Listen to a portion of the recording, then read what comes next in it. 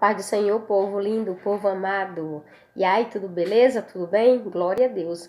Não tá, mas creia que o Senhor vai entrar com providência na sua vida ainda hoje, tá certo? Então, querido, eu quero dizer nessa manhã, eu quero compartilhar com você a palavra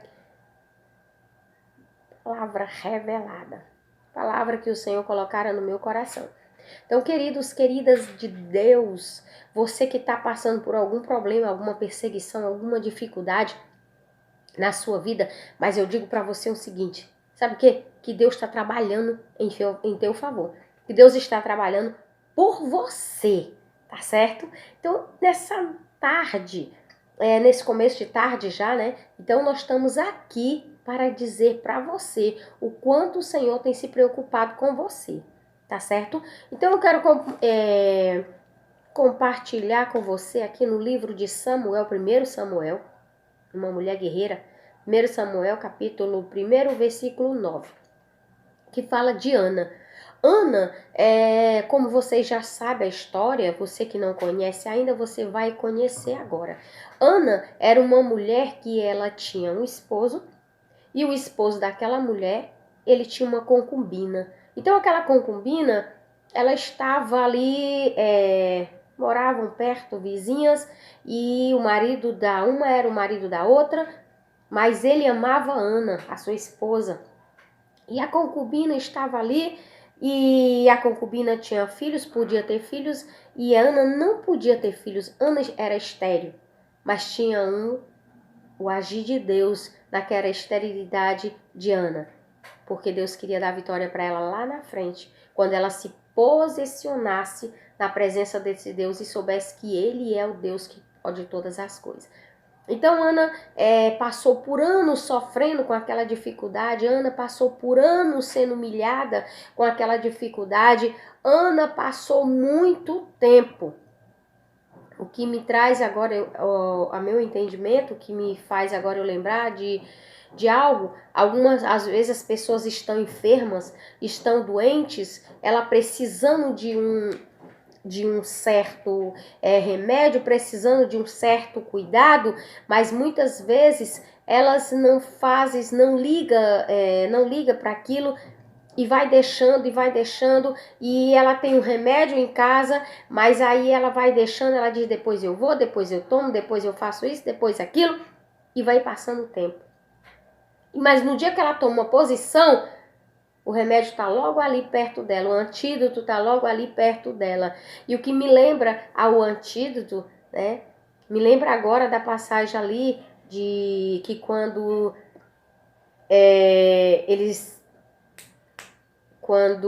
Moisés, fugiu a memória rapidinho, quando Moisés teve a ordem de Deus para tirar o povo do Egito e sair do Egito, levar aquele povo em segurança, e eles estavam ali no deserto, e de repente a Bíblia diz que começa a surgir aquelas serpentes venenosas, e aquelas serpentes venenosas, ela ia lá e picava as pessoas, e a pessoa prontamente morria, ou então daqui a pouco morria, ou automaticamente eram picadas e mortas. E aí o povo começou a clamar, começou a ter medo, começou a falar para Moisés, e Moisés prontamente falou para o Pai. Moisés falou para o nosso Deus, e ele disse, Senhor, o povo está morrendo, a serpente está comendo o povo, a serpente está matando o povo, e aí o que vai fazer? O povo estão aí atribulado, o que pode fazer? Que Moisés, tudo ele perguntava para Deus, E aí Deus Jeová chegou para ele e disse, Moisés, manda que o povo faça uma arte e faça uma serpente, né? Eles façam uma serpente de uma arte rápido e coloque lá no meio do deserto.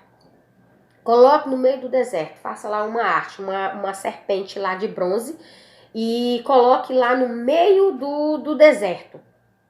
E quando as pessoas forem picadas por essa serpente, elas sabem aonde socorrer, aonde elas irem. E elas vão lá no meio do deserto e olham para aquela serpente. Está lá a serpente lá, eles olham nos olhos da serpente e prontamente eles são curados, são sarados daquela enfermidade, do veneno é cortado. E aí ele disse mandou fazer aquela arte, colocou lá no meio do deserto, e as pessoas iam ser picadas, e eles diziam logo, corre lá para aquela arte lá, para a cobra, corre lá, olha nos olhos dela e você vai ser sarado. E as pessoas, aquelas pessoas que temia, aquelas pessoas que queriam viver, aquelas pessoas que elas queriam obedecer, elas corriam imediatamente lá, e muitas vezes delas, às vezes, não precisavam nem chegar para ir para Moisés. Quando elas iam picadas, elas já corriam, levavam os filhos e levavam os idosos, e aí olhava para a serpente, para os olhos da serpente, plá, sarava. Aquele dali já não morria daquela situação. Mas no meio daquele povo todinho, existiam aquelas pessoas que eram obstinadas. Não existe aquelas pessoas obstinadas que você está falando para ela, olha, Jesus salva, Jesus leva para o céu, Jesus vai salvar você e a sua casa, você vai ter uma vida nova, você pode estar até sofrendo aqui, mas Jesus foi para o céu preparar um lugar. Ele disse, olha, esse que eu vou preparar, eu vou para o céu preparar um lugar e vos voltarei e vos levarei para mim mesmo. Então, quando Jesus disse isso, né? E aquelas pessoas, às vezes a gente fala para as pessoas, olha, Jesus, ele tem um propósito na sua vida, aceite a Jesus como Salvador, para você ir para o céu. E às vezes a pessoa diz assim, eu não preciso, desde quando eu nasci eu já tenho Jesus na minha vida, mas elas não entendem quem é você, que nós somos pecadores e necessitávamos de arrependimento e de confessar a Jesus como Salvador. Então as pessoas não querem. E o que eu quero dizer para você é o seguinte, existe esse tipo de gente. E diz que quando aqueles mais idosos, aquelas pessoas ali obstinadas, elas eram picadas, e as outras chegavam para ela e dizia, vai, ou então mesmo o pai, a esposa, o filho, e mandava que fosse até lá. E ele dizia que ele baixava assim a cabeça, a cerviz dele baixava a cabeça e dizia, eu não vou. Eu não quero. Aí você vai morrer. Que morra, mas eu não vou. Elas eram tão obstinadas que elas acabavam de negar que não queria e prontamente caía dura para trás e morria. É isso que eu estou dizendo para você. Ana, ela tinha... todo ano ela subia junto com seu marido para ir sacrificar lá ao Senhor. E Ana, todo ano, ela subia e descia da mesma forma. Todo ano, ela subia e descia da mesma maneira. Ela não tomava uma atitude. Ela achava que só ela estar ali ia resolver, estava tudo bem. Ela acomodou-se naquela situação. Mas chega a vez na vida do homem, da vida da mulher, que você precisa tomar uma atitude para que você seja abençoado, para que o milagre aconteça na nossa vida. Nós precisamos tomar uma atitude. Nós precisamos tomar uma atitude de fé. E Ana, naquele dia, Ana estava ali amargurada. Eu tenho assim, isso é pensamento meu, da irmã Nivanda. Então pensa assim, que Deus naquela noite anterior, Deus deve ter dado um sonho para ela. Deus deve ter falado ao coração dela, né, que ia mudar alguma coisa na vida dela. Então aquela mulher precisava de ouvir alguma coisa e ela ouviu. Ela ouviu alguma coisa para ela tomar aquela atitude. Então Ana disse, é no altar que eu vou conseguir. É no altar que eu vou conseguir a minha bênção. E Ana, ela foi com objetivo. Nós temos que ter objetivo na nossa vida. Eu estou fazendo faculdade, eu quero passar nessa faculdade. Eu tenho um objetivo. Eu quero aquele trabalho, eu quero trabalhar com isso. Eu tenho que ter um objetivo. Não é verdade? Eu tenho que ter um objetivo. Então, cada pessoa ela tem que se apegar naquilo que ela quer, mas ela tem que saber que ela depende de Deus. Então, Ana tomou uma decisão. Naquele dia, Ana tomou uma decisão. Aí, Ana foi para o altar. O segredo é no altar de Deus. Você sabia? O segredo do teu milagre, o segredo da tua vitória, o segredo da conversão da tua família, o segredo da conversão do teu marido, O segredo da libertação do teu filho, o segredo da libertação do teu esposo, da tua esposa, é no altar. Você já passou pelo altar? Já. Você já derramou suas lágrimas no altar? Já. Mas, irmã Nivanda, não aconteceu nada. Eu cheguei na igreja, irmã Nivanda, eu chorei.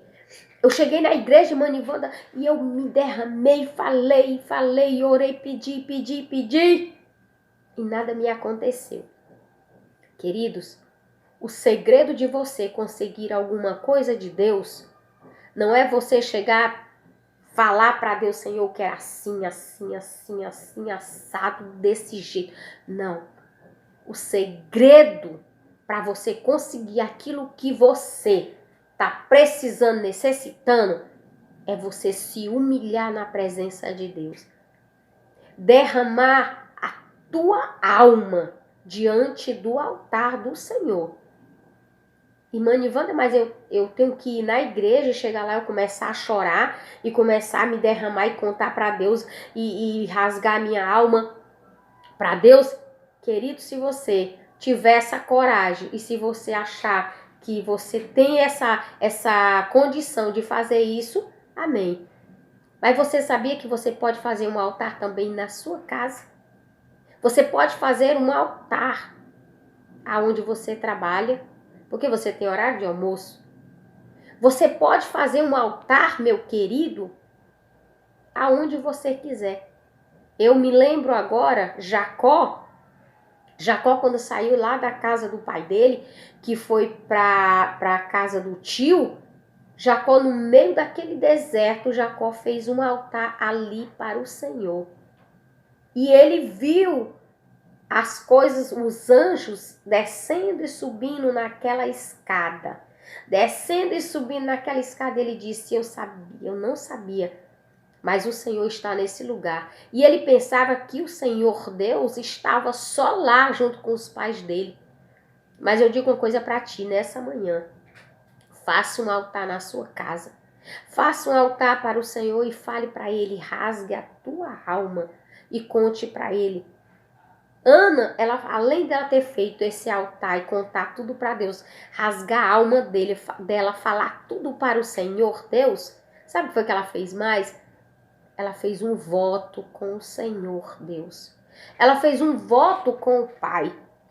E ela disse para ele, Pai, se tu me deres um filho varão, olha aí a ousadia desta mulher. Ela ainda pediu um varão. Ela não pediu, me dê um filho e faça assim, do jeito que o Senhor me surpreenda. Não, ela disse para o Senhor, ela disse, Senhor, se o Senhor me der um filho varão, eu o darei quando ele desmamar, lá para lhe servir na sua casa. E aí ela fez aquele propósito com o Senhor. Essa foi um propósito de ousadia. Mas hoje a gente não pode fazer mais isso. Senhor, se tu me deres um filho, eu vou entregar ele na casa do Senhor lá. Não, sabe por quê? Porque esse sacrifício que ela fez, ali foi um sacrifício de fé. Aquela mulher fez um sacrifício de fé a Deus. Então Deus honrou o sacrifício daquela mulher. E o Senhor Deus deu um filho para ela, varão. E ela cumpriu com o propósito dela. Então o que eu digo para você nessa manhã, faça um propósito com Deus. Irmã Nivanda, eu estou precisando de uma cura. Irmã Nivanda, eu estou precisando de um milagre para minha família, para o meu filho, para o meu marido, para minha esposa, para minha vida. Querido, faça um propósito com Deus. Às vezes as pessoas dizem assim, como é que eu faço um propósito? Você sabe jejuar? Você sabe consagrar a sua vida? O meu esposo, ele sempre diz para mim, Nivanda, um sacrifício de 3 horas não é sacrifício. Um jejum de 3 horas não é sacrifício. Porque às vezes o médico diz que as pessoas podem, para comer de 3 em 3 horas. Você está fazendo uma dieta, você come de 3 em 3 horas. Então aquilo não é sacrifício. E ele diz, olha, Cada um faz da maneira que ele pode, da maneira que dá para fazer. Às vezes as pessoas acham que sacrifício é você passar fome, ficar ali, andar sem, morrendo ali de fome e ficar ali jejuando e jejuando e jejuando. Você tem que ter um propósito. Faça um jejum com Deus, faça um jejum para Deus. Senhor, hoje à noite eu vou dormir. Quando for de madrugada, meu Senhor, o Senhor me acorde 2 horas, 3 horas, 4 horas, e o Senhor me acorde. Ou então bote o despertador para você se acordar. Naquele momento você lê a palavra, você canta 1 ou 2 hinos, os hinos que você quiser. Ou mesmo se você não quer cantar, não sabe cantar, você vai ler. Você procura um versículo da Bíblia aqui, um livro da Bíblia, e aí você vai ler aquele versículo da Bíblia. E quando você terminar de ler aquele versículo da Bíblia, você vai e fala para Deus: Senhor, a partir de agora, não comerei pão, não beberei água. E às vezes tem pessoas que fazem para não entrar na internet. Olha, Senhor, hoje eu não vou entrar na internet, não vou assistir televisão, eu vou me isolar só para mim estar na sua presença. Irmão, eu posso trabalhar? Pode. Irmão, eu posso fazer as minhas coisas normal? Pode. Você vai passar o dia todo sem internet, sem televisão. E você sabia que esse é um sacrifício que você vai fazer? Sabe por quê? Porque hoje a coisa tá tão difícil. As pessoas hoje, às vezes, elas vão trabalhar e elas esquecem o celular. Aí ela parece que ali falta alguma coisa. A pessoa fica assim como obstinado porque esqueceu o celular. Não pode passar mais 2 horas, não pode passar 1 hora sem estar olhando no Zap, olhando no Facebook, olhando no Instagram.